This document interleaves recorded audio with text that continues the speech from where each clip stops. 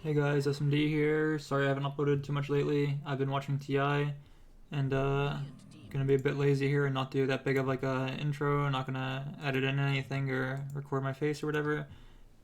But yeah, as always, if you want to buy private coaching, the link to that can be found in the description. I offer coaching on Medify. Or if you want to buy merch from my team, the link to that can also be found in the description. We sell merch on Sector 6 for the cut. So yeah, but I'm not going to do my own replay this game because pubs have just been pretty bad because most of the good players have been in Singapore. And the people who aren't watching TI are like sleeping because I'm on like a TI schedule right now because I've been watching it. But yeah, gonna look at a game here from TI and see how people like it. So Aster's still in the tournament at this point of recording, and so is Liquid. Actually, this is their upper bracket game. And I was trying to find what carry games interested me, and honestly not too many looked that interesting right now. But here's one where Monet played Terrorblade and did pretty well. So I just want to see, what he did exactly from his player perspective or whatever. So we'll look at the draft a bit in this game because it's like a tournament game. But you have pretty high armor on Terrorblade, so Marcy's physical damage isn't that worrisome, and the lane might be pretty decent as well for Terrorblade against Marcy. And they see Beastmaster, and Illusion Heroes are usually pretty good against Beastmaster because you can kill his boars and his like Helm Dome creeps with your illusions, and also most Illusion Heroes have pretty high armor as well. So the boar harass and lane isn't that impactful.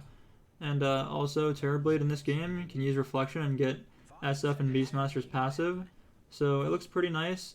I think SF, he has lots of magic damage depending on the build he does, and in this game he does go for Arcane Blink, so he can kind of deal with the Terrorblade like earlier, but late game you just get way too much HP on Terrorblade, and you can buy BKB and things like that. So it'll be like too hard for SF to burst you. So Illusion Heroes I think are pretty popular against SF as well. I think Hector played PL, and they picked PL into the SF carry that EG had in their lower bracket match as well.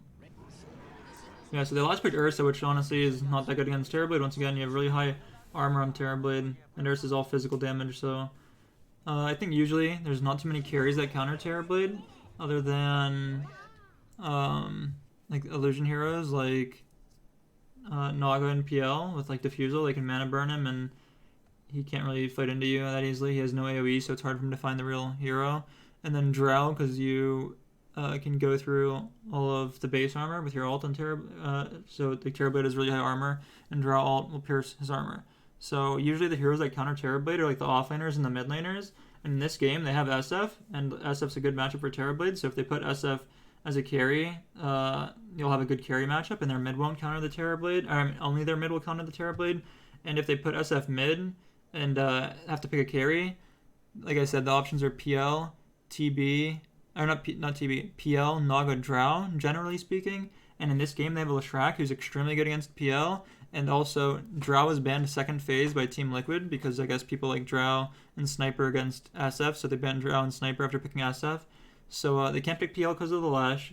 Naga also isn't that good into the Lesh, but they had a ban after their pick here. So they banned Naga and Lifestealer just because Mate's been playing a lot of Lifestealer here, and they don't think they can pick PL into the Lesh, I assume, is their thought process on Aster. And yeah, Drow has already been banned. And Terrorblade also seizes lane here. So their only counter pick would have to be like a mid laner, which gives them the carry matchup, or it would have to be PL in the Leshrac, which isn't very good either. And it can't really be an offlaner here, obviously, like I said, like Sand Kings and Darkseer type heroes, because they picked the Beastmaster here. Maybe if they did some crazy flex, they could do like a Beastmaster carry with an SF mid and pick a offlaner that's going to win the lane really hard against Terrorblade, and they can just snowball and run at buildings with their auras. But that's pretty all in, and they wanted to, I guess, have a shot late game, but I don't think Ursa is really going to be the pick to solve that. So, I mean, that's my opinion on why they picked the Terrorblade here. But, so look at the game here.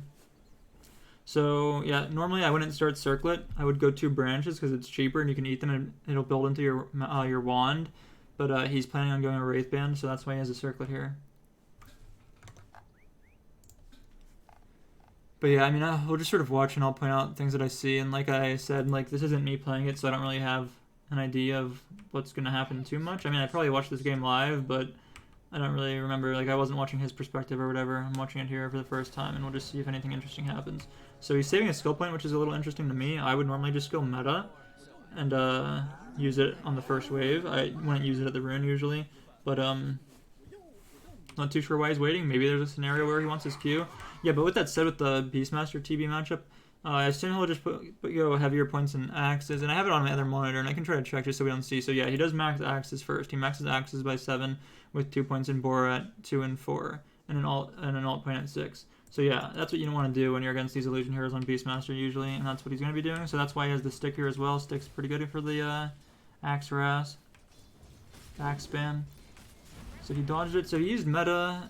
Let's just look at this again. So you sort of... I feel like I probably would have clicked it sooner and just been hitting this Beastmaster this whole time. I think he just waited for his Lich to nuke him as well, so he was slowed, so he can get extra right clicks in. Yeah, and he hit the CM there first. But yeah. So the thing I was telling someone I coached recently this too, is when you play TB, you want to use meta right away. So then by the time you're level 3, you'll have level 2 meta probably. Which once again, let me just check real quick, I guess, what he ends up doing. So yeah, he ends up getting 3 points in meta actually by 5. So we'll see if the cooldowns were just lining up that he felt like getting extra points in meta would be value in this case. But the guy I coached left meta at 1 and didn't use it until minute 2. So yeah, if he didn't use a single spell. He skilled meta level 1 as well, but just didn't use it till level, till minute 2 I mean. But if you should always use something really quick, so you use your base mana regen, and you can like deal some harass, because they're using spells in the enemy team, so if you don't, you're just going to be losing the lane.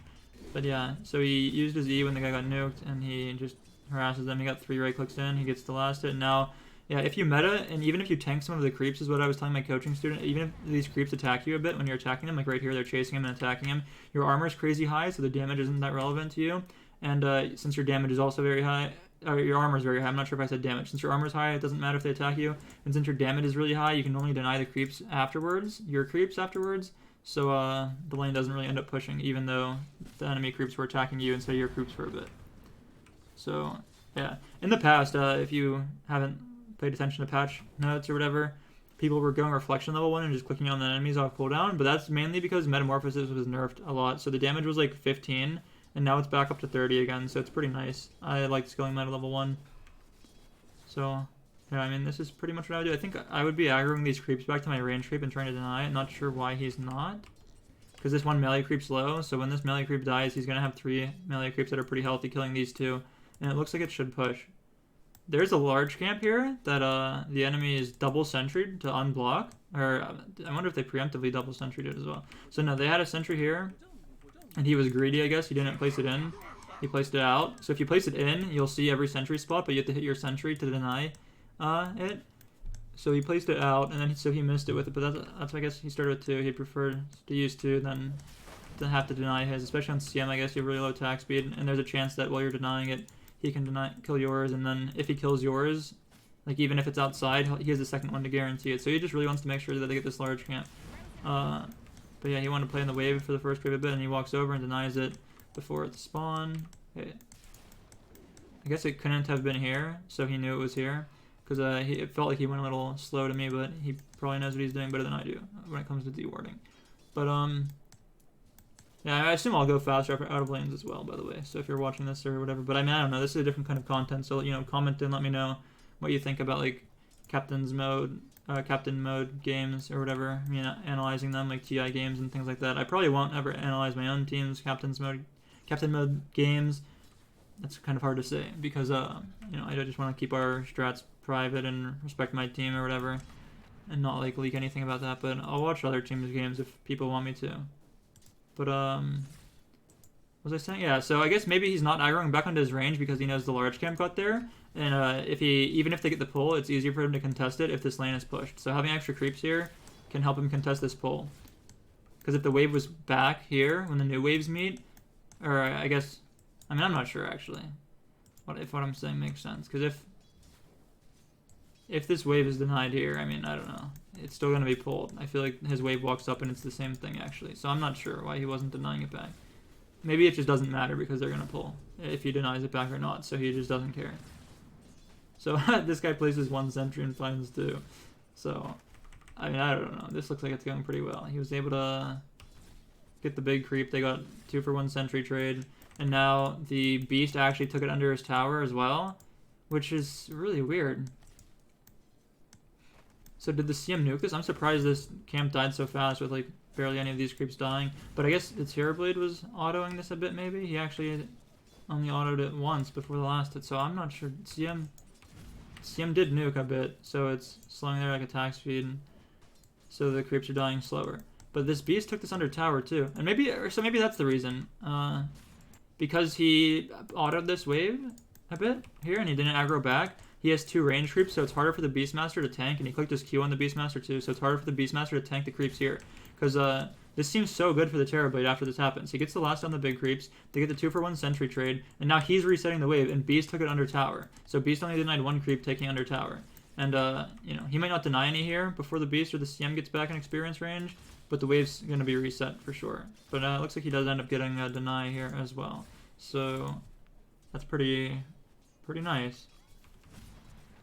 They have no large now, so now I super would want the lane to stay back if I were him, and it looks like he's like not having it push at all. And he just wants to play for level 3 probably. And then I would probably use my Q right here or something, because I want it to be, I have full mana right now or whatever. He has full mana, right? So, or pretty much, he has 1.2 mana regen that he won't be abusing very shortly. And by using your Q now, it'll be up again for your level, when your meta's up, and hopefully you can get level 3 by then. Which I'm not sure if he'll be level 3 right when he has it, but I would want to use a Q just to harass a bit. Yeah, so he does exactly what I would want to do there. So it'll be back up by the time he has meta. And then, yep, Lich is walking away, he's going to get 3. Yep, I mean, this is just perfect. This is exactly what I said I want to happen, and that's what he's doing. Here's a 10 stick. You might want to use it just so you can get stick charges, because obviously if it's 10, it can't go over. But sometimes you want to save the 10 stick for, you know, a good opportunity. Like right now, he's not getting any mana from using the stick as well. But yeah, so there's waves here. The CM used his Q. The CM's out of mana too if his support's clicking on it, or if he's clicking on the CM and he notices this. I feel like this is a really good time to be going on them soon. It also looks like the sentry got killed by CM. Oh, it's a replay bug from rewinding. I see it on the minimap, I guess. Yeah, so I super want them to fight soon. I guess something to note, he bought boots before any parts of his treads, which is pretty uncommon. I probably would not have done that. But I guess they just want to play aggressive with the slows coming out from the Lich. But that's interesting. And he has the Wraith Band, though, and he put the Wraith Band before the boots, so he does have extra stats coming from the Wraith Band. But I probably just... Yeah, if this was me completely, I would have done like the double branch like I mentioned instead of the circle probably. Rushed a wand because I assume I would get capped pretty quickly in this lane against the Beastmaster. And then went for the Band of Elven-Skin or the Gloves of Haste. Or if they weren't using that many spells, I would go Band of Elven-Skin. And then, or maybe I would have went, I probably would have went Boots after Band of Elven-Skin to be honest. But I would have went Band of Elven-Skin Wand as my first options. So he's actually buying more Tangos too. Which is pretty surprising. Because, I don't know, his Lich gave him one. I guess his Lich doesn't want to buy anymore and he doesn't have that much gold. He hasn't got any pulls off, I don't think. Yeah, but here they go. Level 3 timing. He's posturing really aggressively in the wave. He's not really playing behind the wave or anything like that. His Lich walks up and they meta. And Lich is using his spells on himself, so... Yeah, first blood for the Lich, not for the TB. It's pretty annoying, honestly, if I was this TB. I mean, it's nice that they got the first blood. But since he had just bought a second set of Tangos, that's why it's annoying. Because if he had not bought that extra Tangos and his support gets the first blood, you can tell your support to buy extra regen because he has a kill and you don't. So it's like pretty much the same as you getting the kill because the regen's coming. But I mean, you can't be sad about getting the first blood. So yeah, I mean, I like it.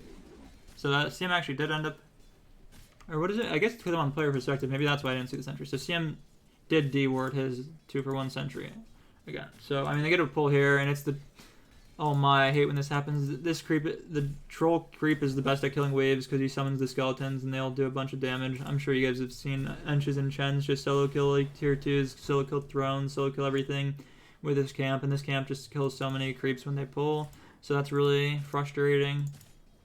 Yeah, so I mean, it's going well. Like, he's got denies. That's actually going super well.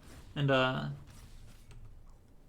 yeah, I mean, I mean, pretty crazy. I don't really want to rewind it, but he got the large creep and he reset the wave and he used his first 2 metas, you know, like exactly like I said you want to be doing on Terrorblade. And now support got a stack pull too.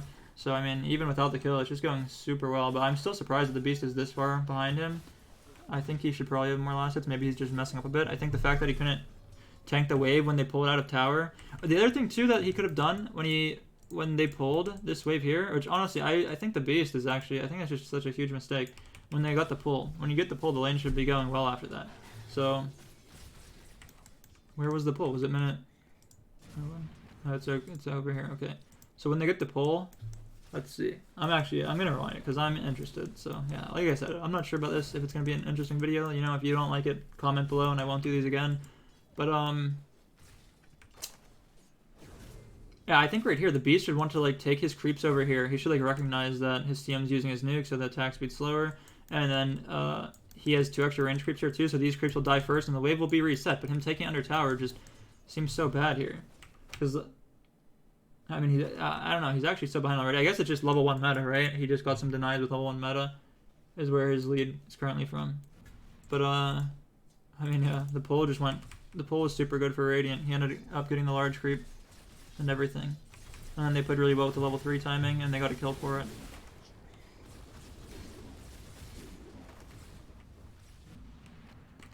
And they have... I don't know. I really don't like what Liquid's doing here. They have Ursa, Marcy. I feel like that's not that strong of a lane. The combo is nice out of lane for the lifesteal. You can like roast really easily and the damage on the Ursa. But they could have just done Marcy, Beastmaster bottom and dragged waves if they were afraid of losing this lane, and had CM Ursa top, which I think should be doing pretty fine. I think CM Ursa has like kill potential probably. They're against double range on double melee top too. Oh wait, no they're not. It's a brew. I thought it was a offlane Lush for a second. Yeah, but top's going even. Yeah, so I mean, going really nice on bot lane. Yeah, they get this pull though, which is kind of annoying, but the lane's going great. Regardless, they get a pull also. He gets a few of the last that's here. The wave's also reset. They also got a new large camp though on the Dire. They could pull their siege wave and try and make a double wave with their next wave and rotate someone. But they have an SF. I'm not sure if SF really wants to rotate like that or anything. Wave's pretty good for Radiant still. Yeah, so they do the pull here on their siege wave. They didn't really auto it or cast any spells though, so it's not really stacking the wave. The wave's just pushing and they're gonna lose their siege. This seems... I don't know. It's fine, I guess, because they're losing the lane. They probably feel like it's hard to pressure with the siege here. But, yeah, I mean, they're just not getting much on the Dire. But, yeah, I mean, they were second pick or whatever. Or, what were they? They had the... No, they were first pick. So, they picked SF on 8, and they had protect bans for SF. And then they have to pick a core in 16, 17, and that core is going to get countered. And it did, I guess. Yeah, another large creep for him though, and the lane's going really great. So, yeah, so this is what I want to see. So, yeah, this is what I kind of expected would happen. So, he's saving his skill point at 5. He didn't insta-skill meta, because normally you don't want to skill meta more than 2. You want to do what I said with the, because it just lines up perfectly, the first 2 timings of meta. And, so then when you're, after that, you just kind of, you know, want to start jungling and things like that, and the next timings don't normally line up that nicely. But he used it at level 3, and then it just lined up perfectly again here, and it came off cooldown right when he got a skill point. So he saved his skill point and went for a 3rd point in meta. And wow, actually, yeah, I think this pull, because of this pull, their siege hasn't died on Radiant or anything, I feel like. And the Dire siege has died, and the wave's up, so, and the CM left too. He's just gonna, they're gonna get so much tower damage here. Like, even if this guy doesn't die, but it looks like he might die. Yeah, they got the level 3 meta, he dies. I think they're gonna get a ton of tower damage here. I guess CM came back, I guess they're actually not. But with level 3 meta and the siege wave, I thought they might be able to get a lot of tower damage. Yeah, okay, I guess, yeah, he's just playing safe too. He doesn't want to get TP'd on or anything by like a Marcy or an SF, I guess. Is this still his 2nd set of tangos? He didn't even end up using any? Or did he buy a 3rd? Wow, I think he bought a 3rd. Because it came with his wand, right? So he's out of 1 set now. He's a 2nd set here, set number 2. So, I mean, I certainly would not have bought this many tangos, which is maybe just a mistake on my end. Even without getting that first blood, he's buying this many tangos. That's really surprising to me.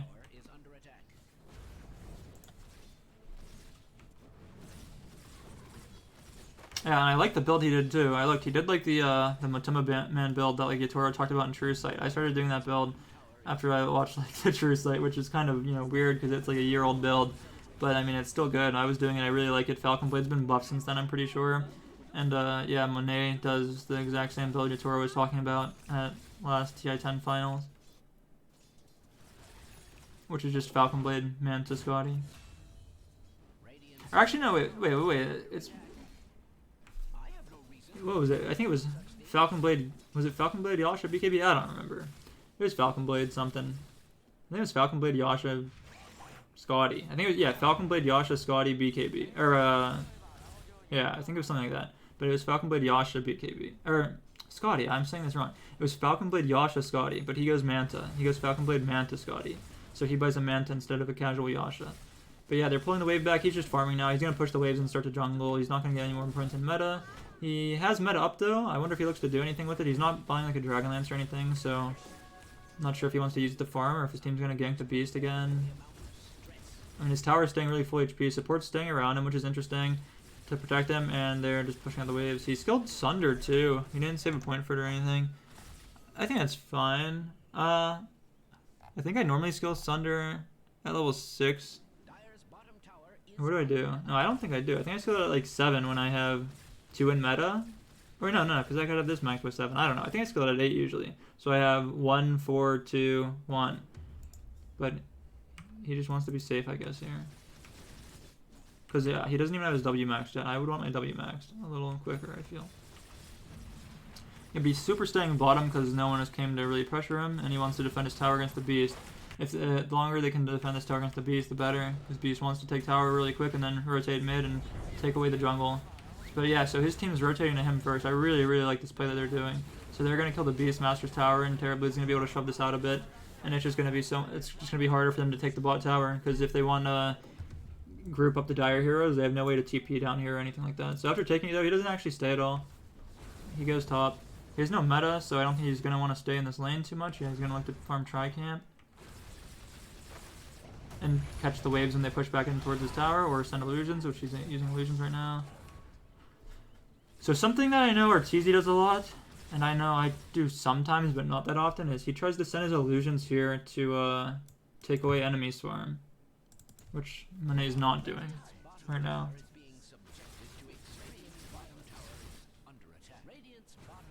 Yeah, he's playing really far up. I guess he just sees them really aggressive bottom. Oh, he saw the Ursa too. The Ursa was just top, right? So Ursa just TP'd away. Yeah, so by knowing Ursa TP'd away and that his team's doing an aggressive play mid, I guess, he knows it's... And they saw the SFL get used. He just knows he can play up really far. So yeah, right here when the Ursa was here, I don't think he would have played up far. Yeah, he sees the TP there. So he just pushes this super hard. And he's probably going to start looking to cut with illusions. So his creeps can hit the tower. I wouldn't want to show my hero here that long. Yeah, like, you can hit it. It is kind of safe right now. But,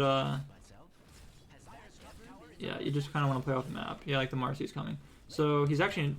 Yeah, he's doing it really nice, actually. I was going to say, I don't normally hit the tower that much with my illusions, which is definitely a mistake on my end. Because all you really need to do is send the illusions when the wave is closer.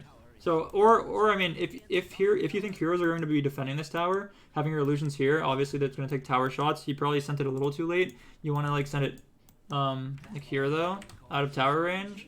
But you can get tower damage with your illusions before the wave meets. But if you're afraid of people like sitting here and nuking the illusions, then you want to do it like deeper, like here.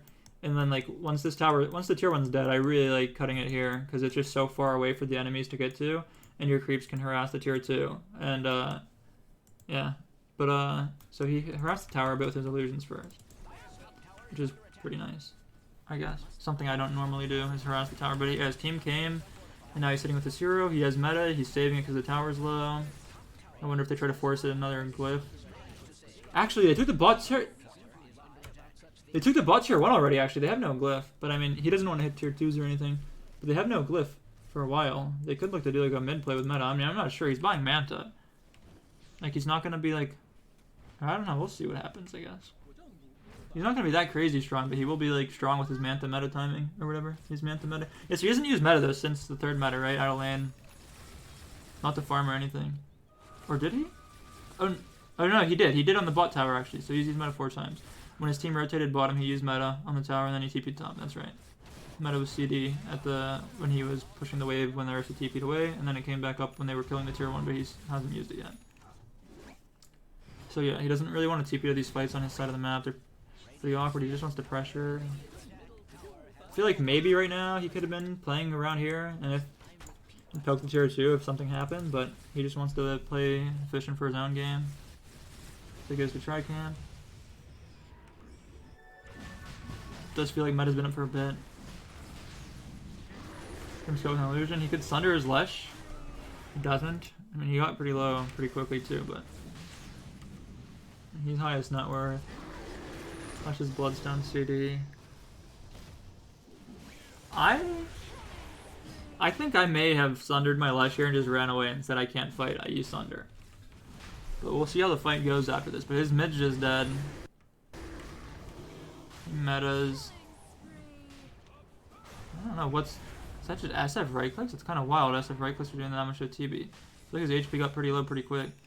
So I mean, it doesn't look like he's even going to be able to fight with the meta anyways, really. I mean, it's a hard decision to make in the moment. Like, he is the carry. He doesn't want to just, like, use Sunder and die. Which there is, like, some potential happens, but, he just has no mid laner now in this fight, so they get Roche. They're still looking around with meta on, like, third duration. And they have no split, and it's actually just going really pretty well. They got the Aegis. These guys are low. But meta's running out, and they're pretty low too. Don't think any more kills are gonna happen for either team. Yeah, I mean they got the Aegis burnt, and it looked pretty good. It looks like it looked like they almost got a few more kills, maybe. Slightly missed execution or whatever. I'm not sure, but it went really well. They're low too, so they have to go like heal on the Dire, so they can't like pressure anything, and they lost the Aegis. So I mean, all in all, went okay. Yeah, he didn't get any like real gold from it though, but none of the enemies. I mean, they got the Roche gold, but they were all grouped. It's not like they were farming or pushing lanes or anything either. But he hasn't farmed in a bit. Working on Scotty now.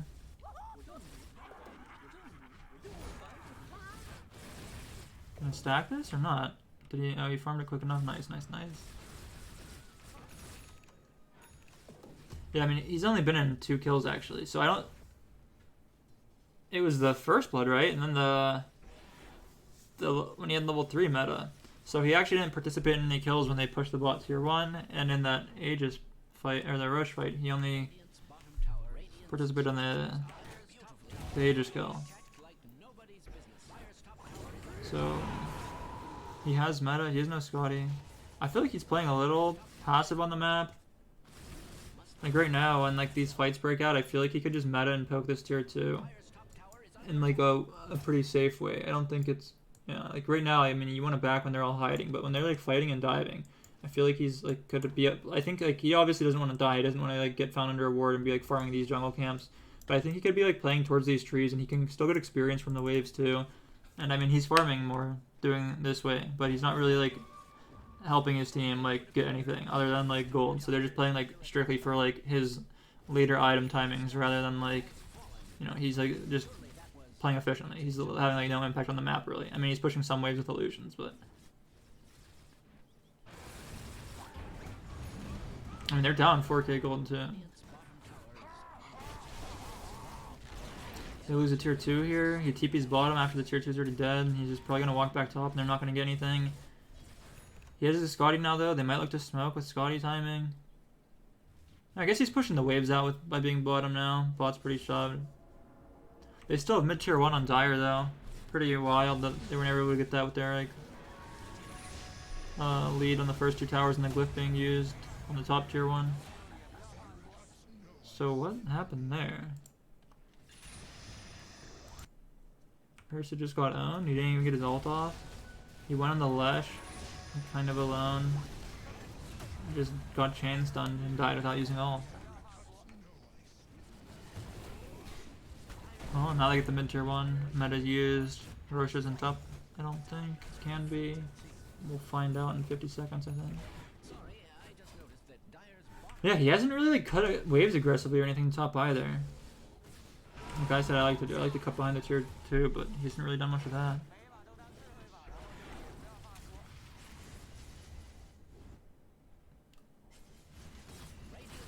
I think that Ursa dying there really slowed down their game. They killed the Lush now too, but they're still down like 2k gold than they were before.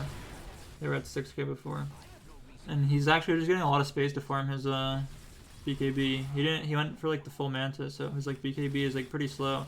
But he's pretty unpressured here. He participated in those 2 kills when the Ursa just overextended. And got chain stun. I mean, they capitalized well on it. Like, his team was coming on Ursa, but he was just like a little bit ahead of his team.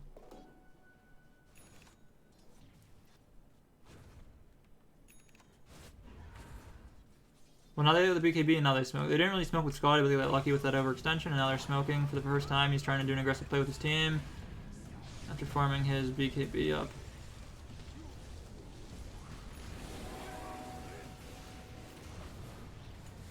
Metas with Scotty, they try to run away. They had Arcane Blink on SF, so it's pretty hard to react to there, and that was his like attempt to deal with the I remember seeing this live, so it's just like I don't know, the damage just isn't there. He is Scotty BKB. They have a Wraith Pact and a mech. Yeah, Ursa has to alt TP away. I think this is where the game just gets super easy. I think Roche can be up soon. It's up now. They buy back on Beast. They're Roshing with meta. They're still down gold, actually. I mean, it's closer to even after the buybacks, but yeah, I mean, they have, I guess, the Hawk with CD or something. They don't have vision, so the Marcy went in to give vision for his team. SF's dying with no ult. He has no meta, so he's not really looking at the heroes that much. He's sort of killing the units that are running into the pit. But yeah, Liquid just feeds and game ends just because, like, I think it's just a matchup thing. I think Liquid actually could have won just from, like, you know, their plays or whatever.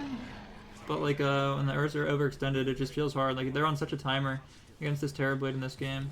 I think it goes on for, like, 10 more minutes, but, I mean, it feels pretty done to me. We'll just watch pretty quickly and see if anything interesting happens. So, I mean, he just farmed, like, 3 items. He farmed Manta, Scotty, then BKB. Like, his BKB was so late. It was, like, 20... I don't know, their monitor, 26, almost 27 minutes.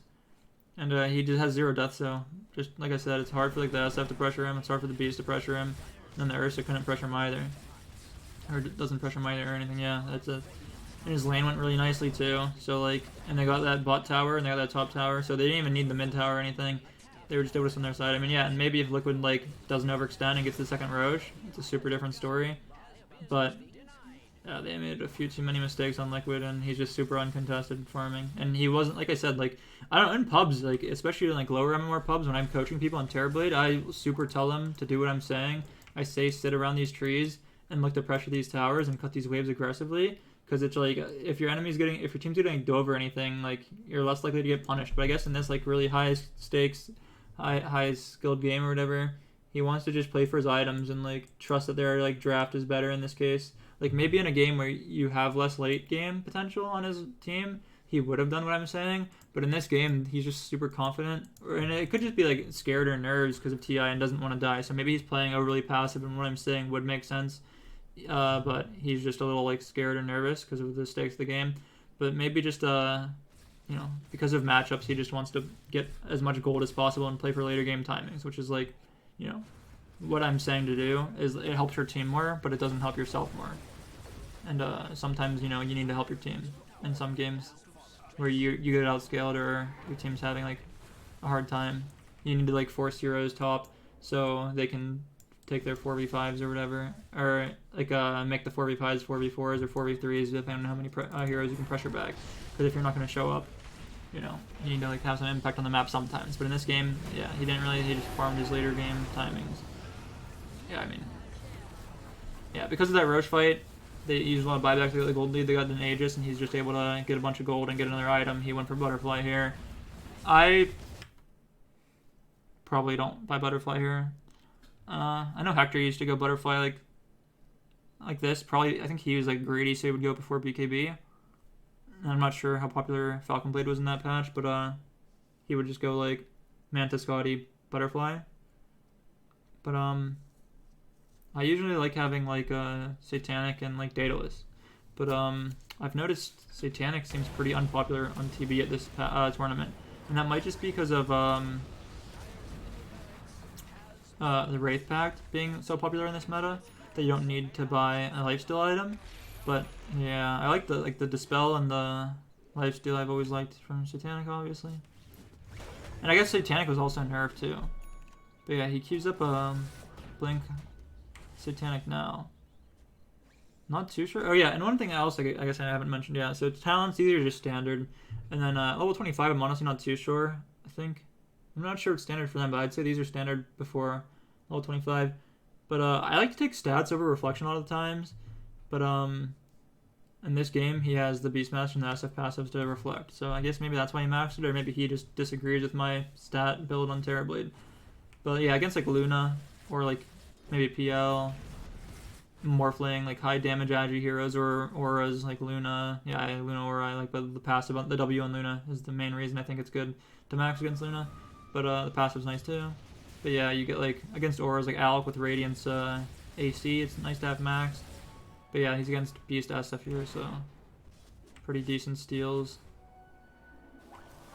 Yeah, I mean, they're just smoking whenever their spells are up. He has a Blink Dagger now. Yeah, I mean, I don't fully understand the Blink. I mean, it makes sense, I guess, on Terrorblade. Like, it's really obnoxious to play Terrorblade when you have low amount of stuns. His stuns are okay on this team, but because you'll just meta and they'll run away. So I guess Blink and Scotty together, you know, can help with that a bit. Now he's playing Bootless. Yeah, gets the Daedalus though instead of the Satanic. Yeah, I mean, I'm not sure what's right or wrong. Butterfly certainly gives you more damage than a Satanic. And with the Wraith Pact, I mean, it makes sense, but I probably would not have done this. But maybe now I'll try it, or maybe I'll do it next time or whatever. But yeah, I like his items now with Daedalus. Yeah, I know I saw this on the Dota buff. He buys a Pike now, though. That's so weird to me. Like, he never had a Dragon Lance, and he just goes for a Pike. After this, like, when he's so slot limited at this point, too, I feel like I would just want, like, an Agi Blink. And maybe, like, a Eden Ags or something. I guess Ags, they're coming from Roche soon. I don't like Shard without Satanic either. So if you're, like, getting the second Roches and taking Shard, you can get the... So I like Satanic. It just makes it... You farm a lot quicker, and you can fight with your passive. And it gives you another... Or your... Not passive, your Demon Zeal. And it gives you another Dispel, right? Yeah, it dispels you, it says. So you can get lots of Dispels like that. Yeah, I mean, they're just so good. Game's been over for a while, it feels like. After that, was it second or third rush? Second rush, I think. Yeah, but he didn't take the shard anyways, he gave it to his team, so yeah. Satanic's less value without the shard. Yeah, but he has Pike just replaced with BKB, or BKB and Blink were just replaced by Pike. So, I mean, I don't know. I don't really understand the Pike, to be honest.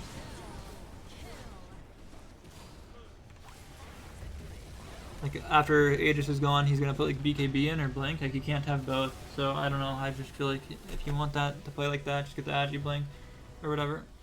But, yeah, I mean, it wasn't last pick Terrorblade. It was 18. But the way Captain's Mode works is on the 18th pick, they only have one response pick to you on 23, and you have 2 bans to protect your hero. And since Drow was already banned, even if Drow wasn't banned, they could have banned Naga Drow on 20, 22. And, like I said, they're not scared of PL because of the Lesh, and they can't do SF carry because it's not good against TB, so they can't pick a new mid that deals with Terrorblade like Ember, Lina, Zeus, some high magic damage hero. So, yeah, and they already know that it's going to be like an offlane Beastmaster. So, just a last pick Terrorblade game.